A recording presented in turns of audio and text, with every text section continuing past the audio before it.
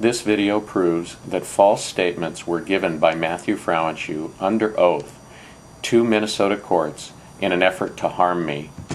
He is guilty of a felony. His statements were filed with the Minnesota courts on October 5, 2011. He gave the statements on September 26. Matthew is the CEO and owner of 14 Foods in Bloomington, Minnesota, and his father is billionaire David Frauenschuh. It is September 20th, and it is 7:51 in the morning, and I am driving to 14 Foods, the Normandale Tech Center.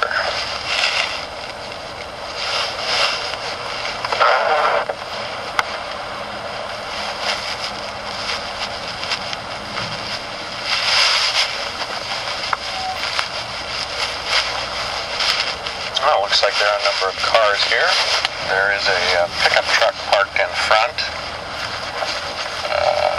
Pickup truck's license plate is 899 ELC. It is a GMC Sierra.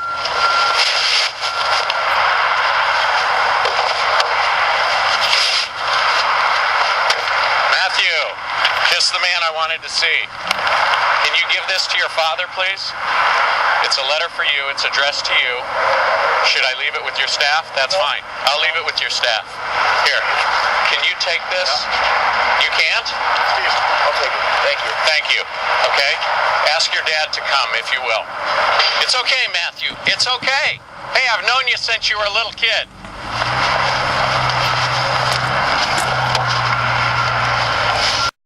The reason that September 20th was important was that on September 20th, I made a public announcement on the steps of the Minnesota State Capitol and revealed that I knew the meaning of the markings on the 7 churches that were vandalized in Edina, and that Malcolm Eric Johns was arrested for it, but others were responsible.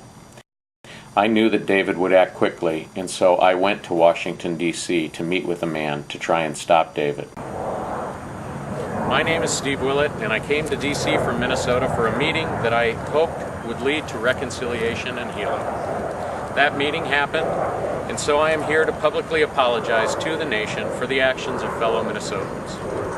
My former friends that are now responsible for acts of vandalism against a Catholic church, the Kingdom Hall of Jehovah's Witnesses building, a Methodist church, 2 Lutheran churches, an Episcopal church, and an evangelical church. All these churches were vandalized in an attempt to have me arrested as the person responsible for the acts.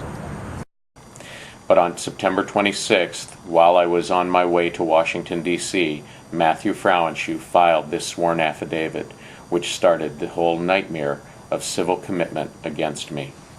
Here is what Matthew Frauenschuh said in his sworn affidavit. Remember, Matthew said thank you when I handed him the letter, but here's what he said. Rather than coming into our offices, he waited outside our office in an area where we could not see him from the door.